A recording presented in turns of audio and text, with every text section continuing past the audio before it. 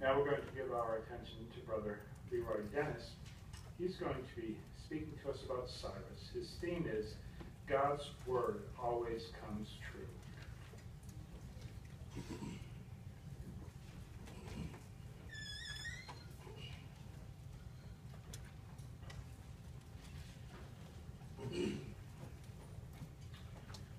Throughout history, Jehovah has used many men to fulfill his purpose, such as David, Moses, and even the son Jesus Christ. One of those men he used was Cyrus. Cyrus, or Cyrus the Great, distinguishing him from his grandfather, Cyrus I, was the founder of the Persian Empire and conqueror of Babylon. By this victory, Cyrus brought to an end domination of Mesopotamia and the Middle East of Semitic rulers, and produced the first world power of Aryan origin. By Cyrus's actions with the conquest of Babylon, how can we show and prove God's words always come true? Well, Isaiah's prophecy concerning Jerusalem and its temple, this Persian ruler had been named as the one appointed by Jehovah to overthrow the Babylon and the release of the Jews who would be exiled there. Although this prophecy had been prophesied well over 1.5 centuries before Cyrus was even born. Let's read this at Isaiah 44:26. I invite you to turn over there. And it reads, "The one making the word of his servant come true, and completely fulfilling the predictions of his messengers, the one saying of Jerusalem, she will be inhabited, and of the cities of Judah, they will be rebuilt, and I will restore her ruins." Another prophecy regarding Cyrus, is how he diverted the water of Euphrates.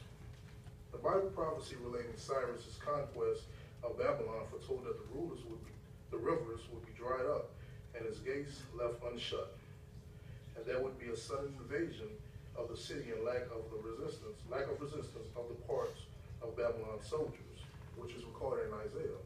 Let's turn there, please. That's Isaiah 44:27.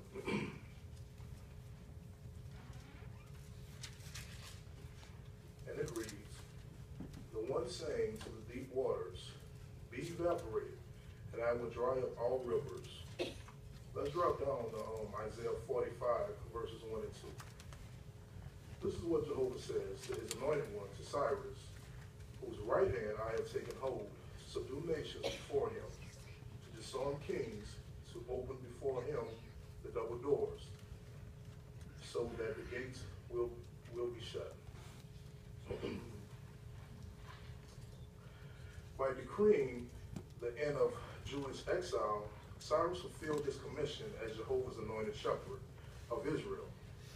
His cooperation with the Jews was in notable contrast with their treatment by earlier pagan rulers. He restored the precious temple utensils that Nebuchadnezzar II had carried off to Babylon. So what can we grasp from this?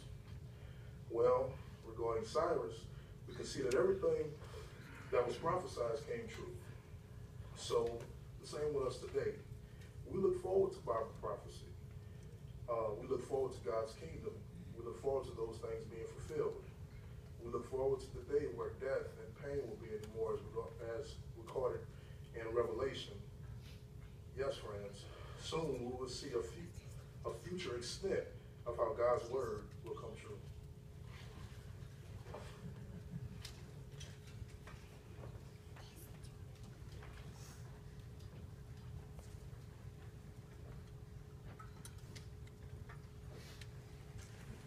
Thank you, Brother Dennis. That was well done. That was your first number 3 talk, so got that on your belt now. So take a nice breath, and you did well.